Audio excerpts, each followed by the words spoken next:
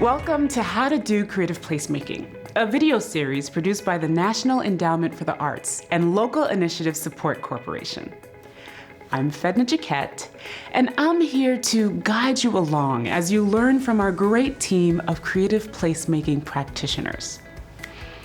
Why is project documentation important, and what are good ways of talking about and communicating the value of the work? A solid documentation and communicating strategy help community members stay up to date on a project, inform potential constituents, and provide a record of the project for the future. We are going to start by hearing from Scott Oshima at the Little Tokyo Service Center in Los Angeles about a project that was well documented, but also was all about documentation itself. Sustainable Little Tokyo is a group of those three organizations, many other community partners, and people who love Little Tokyo, who came together to imagine a future for our community that will maintain our history and roots as a historic Japantown, and then work together to make that future real. And so it started as a community development vision, focusing on 3 pieces of public land that we want to develop for and by the community. Our first project under the Little Tokyo Service Center Plus Lab project was what's called a community asset mapping.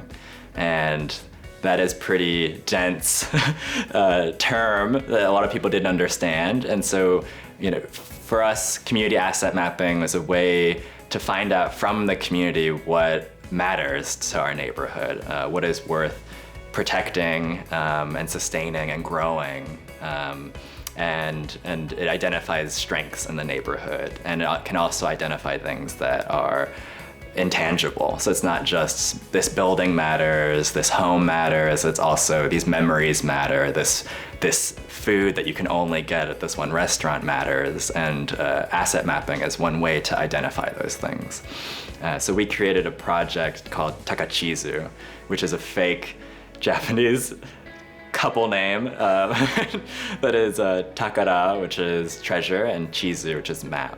And so created this project as a more creative way to identify those assets. We had done a more traditional asset mapping when we developed the community vision back in 2013, but this gave us an opportunity to incorporate artists and more creative, accessible, and expansive ways to learn more about what matters in the neighborhood. So Takachizu was a community and artist-driven project. So it was really led by the artists Maya Santos and Rostin Wu, who kind of developed this project. And we did a series of community gatherings for people to do basically like a show and tell, to share their treasures. And so for this project, obviously documentation kind of had dual purposes. We were both documenting community treasures, but also wanted to document this very thorough community process. And so through these gatherings, we were able to bring in community members who are often left out of community planning processes and aren't civically engaged. And so that was one of the main goals. So that in some ways directed what our communication strategy was. We knew that we needed to get people in the room. We needed to go to existing groups to invite them to be a part of this project. So to share some of the treasures that we collected through Takachizu, one person brought a brick, and that brick is from Atomic Cafe. Atomic Cafe was a Japanese-American diner that opened just after World War II and survived every wave of displacement in our community. And its historic building was destroyed to make way for the Metro Regional Connector. So part of the documenting was that we actually created a document that talked through the process for this project. One, so that it was consistent throughout the entire process because there were multiple gatherings. It's a multi-month project, but also so that other communities could use it as a template for their own asset mapping. We also wanted to make sure to have a visual documentation of the entire process. So from the beginning, we really budgeted to have a photographer. And that one really important thing to remember is to pay photographers and any artists and designers that you're working with a fair wage. So as a part of this work, Plus Lab actually developed a sort of pay rate standard for any artists and designers that we were working with. So for example, the photographers that we had documenting Takachizu were paid anywhere between $100 and $150 an hour, depending on the time. That's just one example. And we primarily documented using photography because given that these were community show and tells and gatherings, we wanted to make sure people felt comfortable. And so we decided, let's mostly do photography because it's not as intrusive or intimidating. And we documented as much of the process as possible. Although in hindsight, I think we wish we had even more photos to show of the work. The photo documentation was then used in the ongoing marketing for the various gatherings. So they really gave people a sense of what these events were and that they were fun and that there were a range of people there and so that everyone was invited. I think those images really helped in helping people see that this was for them. We also really wanted to think about how this work would continue. That was part of the goal for this archive, for this treasure archive, was that people could then see all of the things that we collected. So it now lives as a website where the treasure archive is still growing. Actually, when I get back to LA, I need to add some new treasures that we've collected. And it also exists offline. So we created a series of zines or mini magazines that are on themes that we culled from all of the 149 treasures that we collected. And so those zines are printed out. They're also available online as PDFs for people to print out at home, but they're easy to mass produce and pretty cheap and a really fun, engaging way to share the community treasures. To provide a great overview of how to craft and implement a communications plan, we have engaged the expertise of Alexis Stevens, Senior Communications Associate at PolicyLink. PolicyLink is a national research and action institute that advances racial and economic equity. We believe that arts and culture is a core component to community development and movement building. And today I'm going to talk you through how to build a communications framework using an example of a cultural equity plan resource that we recently released.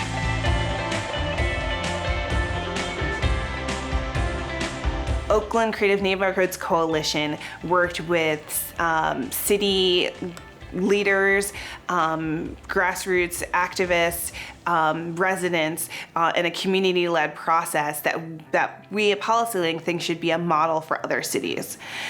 So when we developed this tool, we decided to build a framework for it. One of the first things that is really important is to set an objective. So that's step one.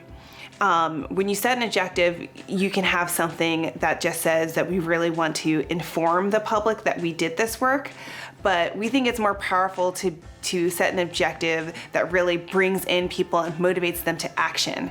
So when we set out an objective to communicate about cultural equity plans, we said that we want other cities to adopt ones using Oakland as a model. The next thing that we did was to identify the key messages that we wanted to share and be really clear that when we communicate to others that we want them to know what a cultural equity plan is and how the power that it has to really align all of these different communities and professionals with one to have one goal, which is belonging in a city. So for this plan, we decided that our audiences for this tool are people who are in the position to adopt cultural equity plans. And those are people who work for city agencies. They are policymakers themselves, elected officials, and then the people who have the time and capacity and the passion to move this work forward on the ground. So those can be equity advocates, arts and cultural groups and organizations, and engaged residents and communities. So once we identified the key audiences for this resource, we set about to decide on what story we wanted to tell. Stories have the power to change hearts and minds. They have the power to reach people. They have a power to have people identify with the story that is being told. And so stories have a couple of key common elements. They have characters, a setting, a plot, and a moral. So in this case, the characters were really all of the people that I mentioned earlier, the Oakland Creative Neighborhoods Coalition, the city agencies that were involved, the Oakland Creative Neighborhoods Coalition. The setting of this story was clearly Oakland and Oakland neighborhoods. And the plot was the coalition advocated for this work and was able to move it forward. They also increased the number of grant-making dollars that the city spends on arts and culture to by $1 million, which was really important. And then they had some really creative ways to get across the moral of the story. So they had a tagline and a hashtag that was called Keep Oakland Creative. And they used that in a variety of ways. They made t-shirts that say Keep Oakland Creative. They made t-shirts that say for the town, for the people. They really made the clear connection that something called a cultural equity plan is something that seems really abstract, but actually really practically there are ways in which it impacts them. It impacts the ability for people, for artists to remain in the city, for artists to be able to make money and continue to afford to live in Oakland as there continues to be a housing crisis. So their work really made that connection, and it was really easy to craft a story around that. In communications, once you know the stories that you want to tell, once you have your key messages and audience set, the next thing you want to do is think about the tactics and actions you're going to take and how it matches with the what we call the channels that you might have available to you. So earned media is one, and that is engaging with the media or press or reporters. And you could do that by sending out a press release or a media advisory.